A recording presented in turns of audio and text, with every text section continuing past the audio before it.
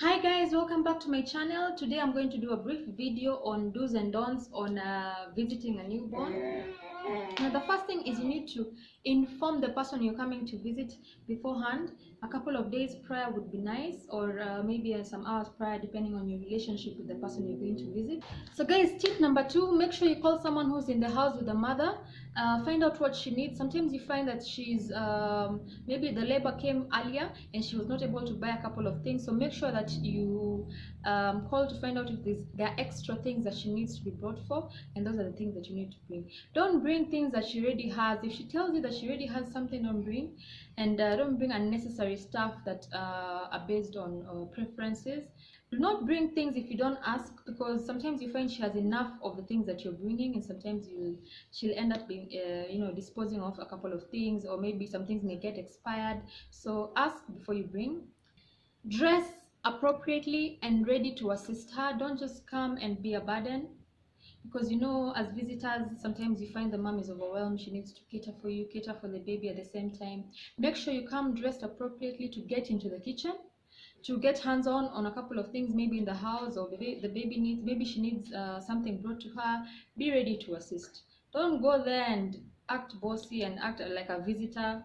No, that is not appropriate. If you know you're going to do that, come later. Don't come when the baby is still a newborn. Oh, make sure you wash and sanitize your hands before touching the baby. At the end of the day, guys, we have to be aware that there's so many things around. When you're using a matatu, you're using a car, whatever you use, you touch so many things, and this is a baby that is just born. So make sure you wash your hands, sanitize your hands as much as possible before you hold the baby. You'd rather be safe than sorry, because by the time you're leaving the house and the baby gets infected with anything, then this thing of putting your fingers in your hands, letting the baby hold your hands, or putting your fingers in the baby's hands, you guys need to stop. Because like, who does that? The baby is going to put the hand in the mouth or something. Please, guys, wash your hands, sanitize your hands. Don't put your hands in the baby's hands. Just hold the baby as wrapped as the baby is wrapped. Don't put your hands everywhere on the baby's face, touch the baby's parts. Don't do that. So offer to take the big kids out for lunch or for a walk, or just to make the mommy feel a bit more comfortable. Sometimes you find the bigger kids are more overwhelming than the baby, and you want to have the mom to have a rest, or the baby to have a rest and be away from noise kidogo. So take the big kids out. Avoid perfume, guys. Just try and use something that is mild, a mild deo. Don't do perfumes when you're holding a baby. Also, don't do hairsprays that are very strong when you're coming to hold a baby, please, or you're coming to visit a baby, because the baby is still sensitive also to smell. So avoid that. Number 2, don't hold the baby too long. Just hold kidogo, give the baby back to the mother. Sometimes you find the mom wants to feed or change the baby and is unable to do that, especially when the visitors are too many. It's impossible, and the mommy sometimes is shy. She doesn't know how to approach you. So kindly hold the baby for a couple of minutes, maybe like 2-3 minutes at most, and give the baby back to the mother. Do not bombard the parents with advices and experiences that you've had with your kids. Listen, guys, when a mom has given birth, she's tired, she's not maybe had enough sleep at night. You cannot come to the house, especially when you're many, and then you start giving experiences on how your baby was, how this happens, how this happens. She's tired. Trust me, she wants to get this over and done with and go back to sleep, guys. So don't entertain her too much with experiences of your own and what you did, what happened, and when you're many, it becomes just too much. Another thing, don't question or judge whatever the mother does or whatever the parents do. Keep your opinions to yourself. If you have something to say and you think is beneficial, take the fellow parent aside, say the father, or maybe a sister or a guardian. Talk to them. Let the mother know later after your visit that there's something that you would like to recommend, or recommend later. You don't have to do it that time, because there's that pressure that you have visitors around, and then now everyone wants to give you advice. Kindly, guys, that needs to stop. Another thing, do not hold the baby with makeup on. Now, there's a time my baby was still young. I think he had just turned 1 month, and then there were a couple of friends who came to visit, and of course, friends come with friends and all that.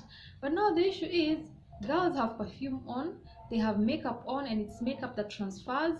They have lipstick on, and they're there kissing your baby, putting the baby on, putting their faces on the baby. The baby has transferred makeup on the clothes, on the face. There's lipstick. Guys, that needs to stop, please. If you're going to see someone's baby, just don't wear makeup. It's not a must. If you know you cannot control yourself in that sector, just don't go visit that baby, please, because you know you're transferring just things, products on the baby. The baby is just full of products. By the time you're done, you're going, the mother has to wash the baby afresh. That is very, in fact, just stop. If you want to slay, don't come slay on someone's baby, please. Yeah? If you want to take photos and all, kwanza, another thing, do not take photos. Don't take photos of you and the baby at that point in time. Don't take photos of someone's baby. That is rude. Hi-fi, don't do that. Don't bring number 5, do not bring your kids or other kids when you're going to see a newborn. Let me explain why. You know, when you're bringing, especially these terrible 2, 3, 4, these kids are clumsy. These kids want to walk all over. They want to make so much noise. They're also needy. It's not bad to bring them though, but the issue is it comfortable for the mother? Sometimes you find the mother is so overwhelmed, she doesn't want noise, or maybe her baby is not accustomed to noise. It's a quiet home, quiet neighborhood, and then you're coming with babies who are making a lot of noise. Now during that stay that you're there visiting, the baby might not even sleep. The baby might not even be able to, you know, concentrate on feeding, because there's some babies, when they hear noise they turn, they don't feed. When they have the boob in the mouth, they hear noise, they turn. Mine was like that. So just avoid bringing a lot of babies, or bringing babies that you know might affect the peace and quiet of the newborn. Guys, you want to be more of a help than a bother when you're going to visit someone. So guys, I hope I've been able to share a couple of tips that are good. I hope it wasn't offensive to anyone.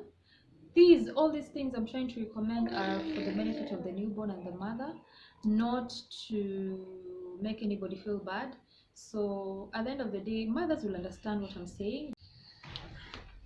So guys, as a parting shot, I'd like to say this: when a baby is born, a mother is born, and especially for first-time moms, it's a different experience for every child. Though visiting babies is part of the African culture. It's actually more of a celebration in different tribes, but then we would like it to be more of something that is welcome and something that is acceptable, and not something that is dreaded by the mothers. So guys, try as much as possible to follow my tips. Hey guys, thank you so much for watching my vlog. I'll see you in my next video. Bye.